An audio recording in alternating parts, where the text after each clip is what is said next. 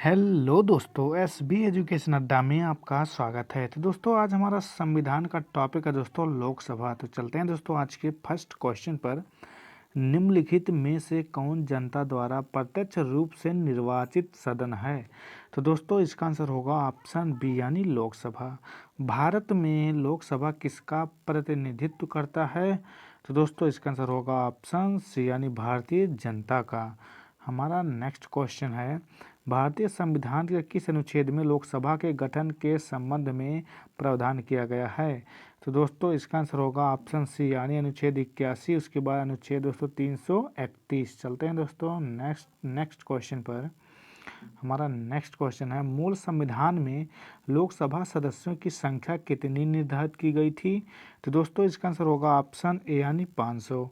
31वें संवैधानिक संशोधन अधिनियम द्वारा लोकसभा की अधिकतम सदस्य संख्या कितनी निर्धारित की गई? तो दोस्तों इसका आंसर होगा ऑप्शन डी यानी 545। हमारा नेक्स्ट क्वेश्चन है, लोकसभा की अधिकतम सदस्य संख्या कितनी हो सकती है? तो दोस्तों इसका आंसर होगा ऑप्शन डी यानी 552। वर्तमान में लोकसभा के कितने सदस्यों को राज्य की जनता सीधे निर्वाचित करती है? तो दोस्तों इसका आंसर होगा ऑप्शन डी हो जाएगा दोस्तों 530। तो चलते हैं दोस्तों नेक्स्ट क्वेश्चन पर।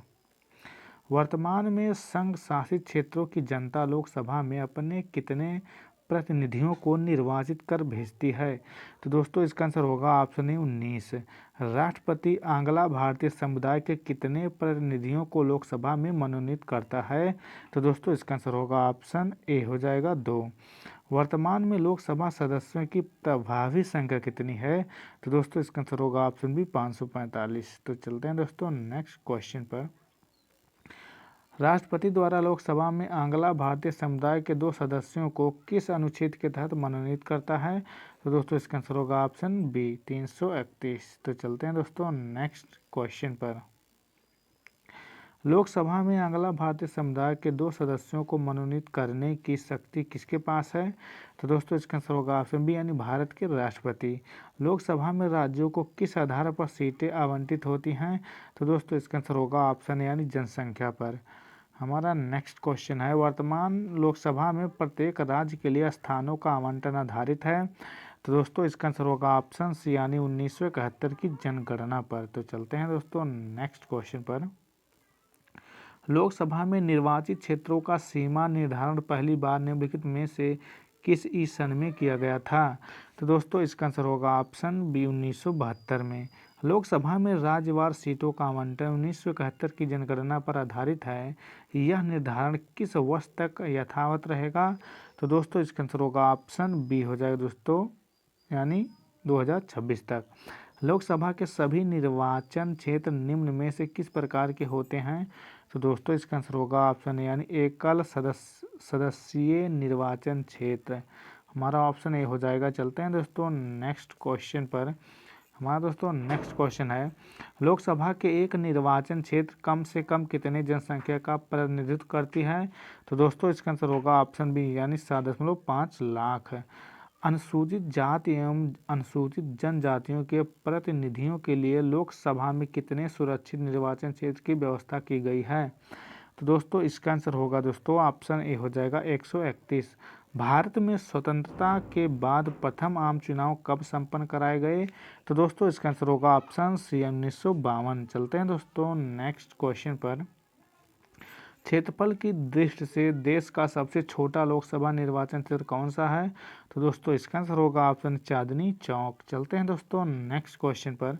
हमारा दोस्तों नेक्स्ट क्वेश्चन है, भारत में क्षेत्रफल की दृष्टि से सबसे बड़ा संसदीय निर्वाचन क्षेत्र कौन सा है? तो दोस्तों इसका आंसर होगा ऑप्शन यानी लद्दाख। कौन सा संवैधानिक संशोधन राज्यों से चुने जाने वाले लोकसभा के सदस्यों की संख्या बढ़ाने से संबंधित है?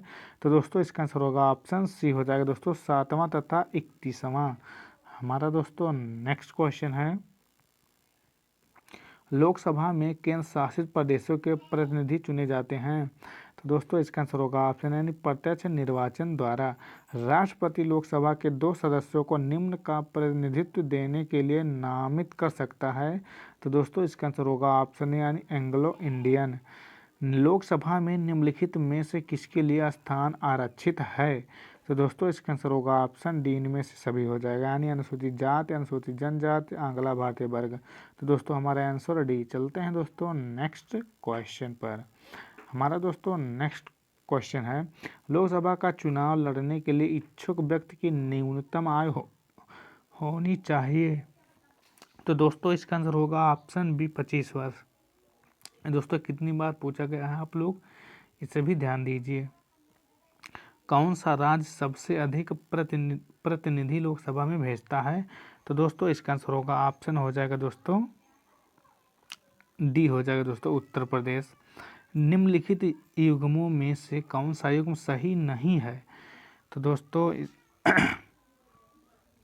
पहला क्या है दोस्तों, आंध्र प्रदेश 25, ये दोस्तों सही है। असम 13, असम में कितना है दोस्तों 13, तो दोस्तों यही इसमें गलत है। पंजाब 13, पश्चिम बंगाल 42, तो दोस्तों हमारा आंसर बी। चलते हैं दोस्तों नेक्स्ट क्वेश्चन पर।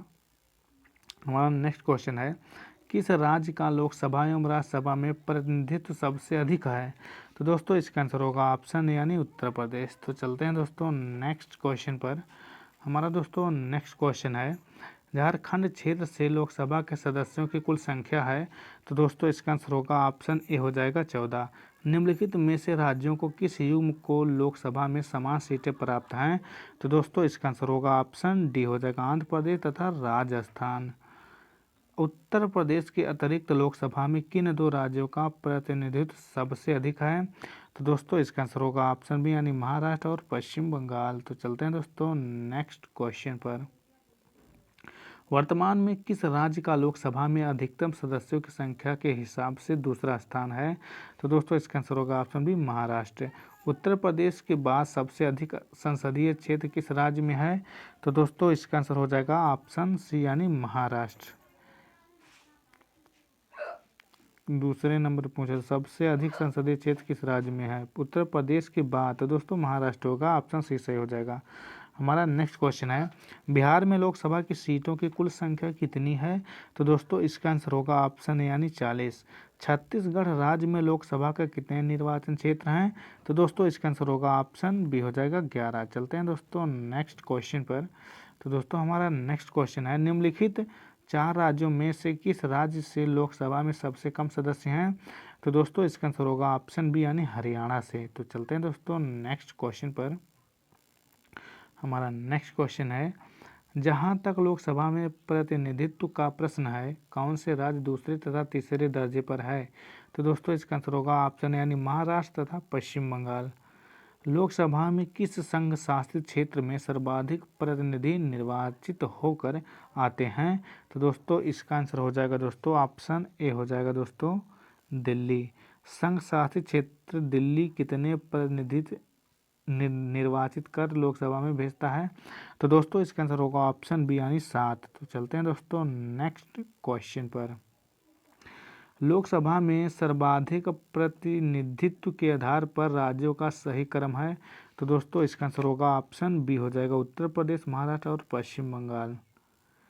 लोकसभा का सामान्यतः कार्यकाल कितने वर्ष का होता है? तो दोस्तों इसका आंसर होगा ऑप्शन सी 5 वर्ष। आपातकाल के दौरान संसद लोकसभा का कार्यकाल एक बार में कितने समय के लिए बढ़ा सकती है? तो दोस्तों इसका आंसर होगा ऑप्शन बी 1 वर्ष। चलते हैं दोस्तों नेक्स्ट क्वेश्चन पर। किसी भी दशा में आपातकाल की उद्घोषणा प्रवृत्त न रहने के बाद उपर्युक्त अवधि कितने समय से आगे बढ़ाई नहीं जा सकती? तो दोस्तों इसका आंसर होगा ऑप्शन डी 6 माह। लोकसभा में कोरम यानी गण पूर्ति पूरा करने के लिए कम से कम कितने सदस्यों की जरूरत होती है? तो दोस्तों इसका आंसर होगा ऑप्शन डी हो जाएगा दोस्तों, कुल सदस्यों का 1/10 भाग। चलते हैं दोस्तों नेक्स्ट क्वेश्चन पर। लोकसभा का कार्यकाल 5 वर्ष से अधिक किस अवस्था में बढ़ाया जा सकता है? तो दोस्तों इसका आंसर हो जाएगा ऑप्शन बी, जब राष्ट्रीय आपात लागू हो। तो चलते हैं दोस्तों नेक्स्ट क्वेश्चन पर। हमारा दोस्तों नेक्स्ट क्वेश्चन है, लोकसभा के किसी सदस्य की सदस्यता कितने दिनों तक लगातार अनुपस्थित रहने पर समाप्त हो जाती है? तो दोस्तों इसका आंसर होगा ऑप्शन ए हो जाएगा 2 माह। संसद सदस्यों को प्रतिमाह वेतन के रूप में कितना रुपया प्राप्त होता है? तो दोस्तों इसका आंसर होगा ऑप्शन डी हो जाएगा 1 लाख।